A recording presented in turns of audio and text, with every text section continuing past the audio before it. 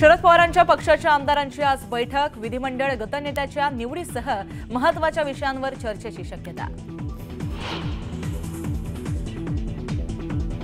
महायुती सरकारचा येत्या 5 डिसेंबरला 5 वाजता आझाद मैदानात शपथविधी। पंतप्रधान मोदी राहणार उपस्थित।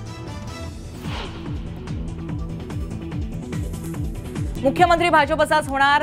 इतर 2 पक्षांचे 2 उपमुख्यमंत्री शपथ घेणार। अजित पवारांची माहिती। तर अद्यापही मुख्यमंत्री कोण होणार याबाबत सस्पेन्स कायम। बावनकुळे कधीपासून राज्यपाल झाले? शपथविधीची तारीख जाहीर केल्यानंतर आदित्य ठाकरेंचा बावनकुळेंना टोला।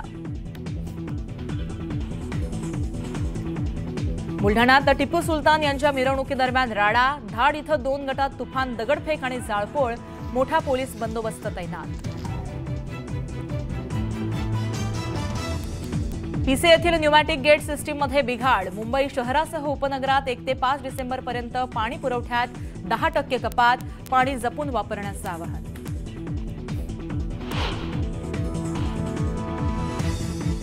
मध्य आणि हार्बर रेल्वे मार्गावर आज मेगा ब्लॉक। देखभाल दुरुस्तीच्या कामासाठी ब्लॉक घेण्यात येणार। तर इतर पश्चिम रेल्वेच्या प्रवाशांना मात्र ब्लॉकमधून दिलासा। विकास कामांसाठी खोदलेल्या खड्ड्यात पडून 7 वर्ष चिमुकल्याचा मृत्यू। कुर्ला डेपो इथली धक्कादायक घटना। पोलिसांकडून अपघाती मृत्यूची नोंद। आणि राज्यात पुणे नाशिकसह परिसरात थंडीचा कडाका वाढला। थंडीमुळे द्राक्ष उत्पादक शेतकरी मात्र संकटात।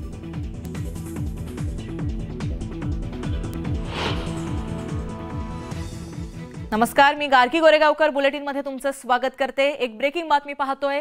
शरद पवारांच्या पक्षाच्या आमदारांची आज बैठक होणार आहे।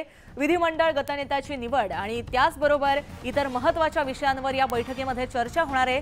दुपारी 3 वाजता मुंबईतल्या बेलाड इस्टेट इथल्या कार्यालयामध्ये ही बैठक पार पडणार आहे। बैठकीला जयंत पाटलांसह राष्ट्रवादीचे आमदार आणि मुख्य नेते उपस्थित राहणार असल्याचं समजतंय। तर गटनेता पदासाठी जयंत पाटील, जितेंद्र आव्हाड यांची नावं चर्चेत असल्याची माहिती समोर आली आहे।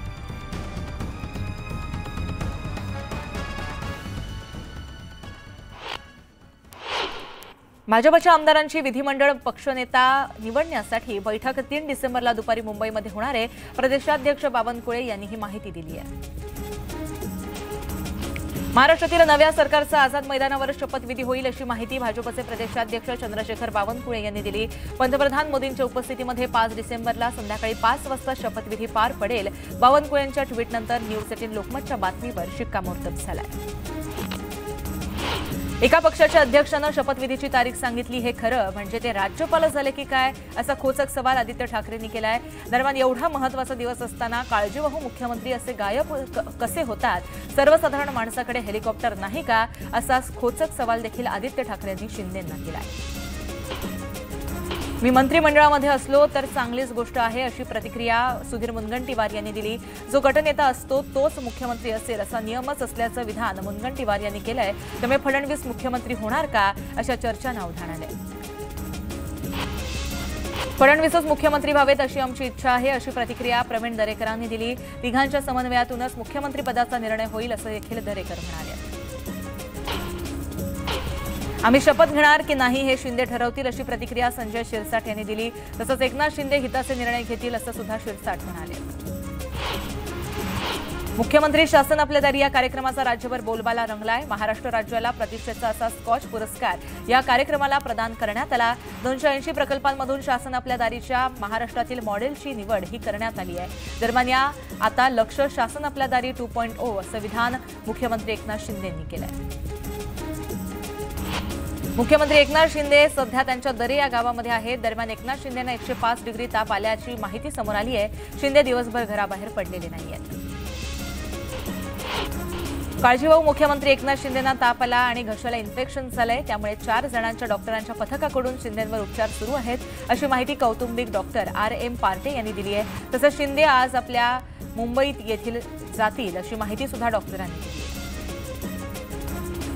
बाहुबली देवेंद्र फडणवीस यांना मुख्यमंत्री पदाचे ॲडव्हान्स शुभेच्छा अशा आशयाचे महाकाय होर्डिंग्स बीडच्या आष्टी शहरामध्ये लागले आहेत। आष्टीचे नगराध्यक्ष जिया बेग यांनी हे बॅनर्स लावले।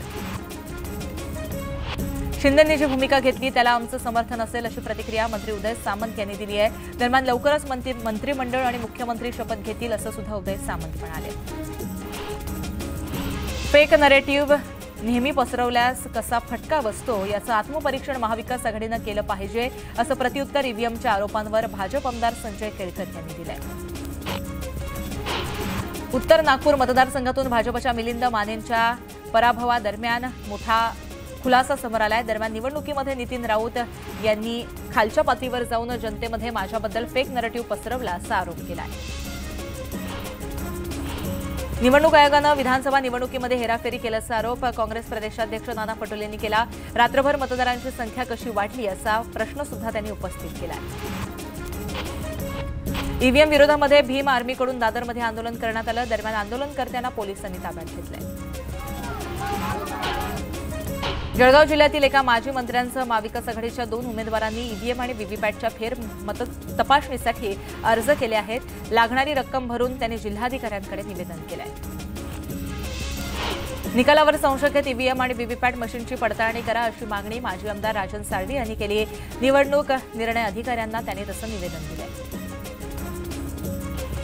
काँग्रेस नेते बाळासाहेब थोरात यांनी ईव्हीएम पडताळणीसाठी अर्ज केलाय। दरम्यान थोरातांना पराभव पचवता येत नसून ते स्वतः 3 वेळा ईव्हीएमवर निवडून आले तेव्हा मात्र ईव्हीएम चांगलं होतं असा टोला भाजपच्या अमोल खताळांनी व्यक्त केलाय। उद्धव ठाकरेंच्या हस्ते पाणी पिऊन बाबा आढाव यांनी आपलं आत्मक्लेश उपोषण मागे घेतलं। दरम्यान विधानसभा निवडणुकीमध्ये काहीतरी गडबड आहे, निवडणुकीमध्ये पैशांचा भरमसाठ वापर झाल्याचा संशयही आढाव यांनी व्यक्त केलाय। सध्या सत्यमेव जयते नव्हे तर सत्तामेव जयते सुरू आहे असा टोला उद्धव ठाकरेंनी सत्ताधाऱ्यांना हाणला। तर उद्धव ठाकरेंनी ईव्हीएम सह व्हीव्हीपॅटच्या रिझल्टच्या मोजणीचीही मागणी केली आहे। अजित पवार यांनी बाबा आढाव यांची भेट घेतली। यावेळी जनतेला कौल आपण मान्य केला पाहिजे, लोकसभा निकाल मान्य होता मग आता का नाही असा सवाल अजितदादांनी बाबा आढाव यांना केला। अहमदपूर मतदारसंघाचे नवनिर्वाचित आमदार बाबासाहेब पाटील यांची मंत्रीपदी वर्णी लागली।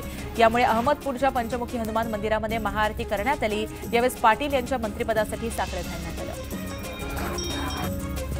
काँग्रेसचे प्रदेशाध्यक्ष नाना पटोले यांच्यावर आरोप केल्याप्रकरणी काँग्रेसचे मध्य नागपुरातील उमेदवार बंडी शेळके यांना कारणे दाखवा नोटीस जारी करण्यात आली। आपल्याला निलंबित का करू नये असा सवाल करत शेळकेंना 2 दिवसांमध्ये खुलासे करण्याचे आदेश देण्यात आले। विधानसभेमध्ये पराभव झाल्यानंतर आदर्श पतसंस्थेतील ठेवीदारांनी इम्तियाज जलील यांची भेट घेतली। भेट घेत पराभवाबद्दल खंत व्यक्त करताना ज्येष्ठ महिला ठेवीदारांना अश्रू अनावर झाले। विरोधी पक्षनेते अंबादास दानवे यांनी सिल्लोड, कन्नड आणि वैजापूरमधील मतदारसंघाचा विभागनिहाय आढावा घेतला। यावेळी निवडणुकीच्या अपयशानं खचून जाऊ नये असं आवाहन अंबादास दानवे यांनी ठाकरे गटाच्या कार्यकर्त्यांना केलं। शरद पवारांनी निवडणुकीच्या वेळेस ईव्हीएम विरोधात तक्रार का केली नाही? सत्ता आणि पैशाचा गैरवापर झाला असेल तर महाविकास आघाडीनं आधीच तक्रार करायला हवी होती। हे फक्त पराभवाचं खापर फोडलं जातंय असा पलटवार मंत्री शंभूराज देसाईंनी केलाय। बार्शी मतदारसंघातील पराभवानंतर शिवसेना उमेदवार राजेंद्र राऊत यांनी कार्यकर्त्यांचा चिंतन मेळावा घेतला। दरम्यान अंतर्गत नाराजीतून आपला पराभव झाल्याचं स्पष्टीकरण यावेळी राऊत यांनी दिलंय।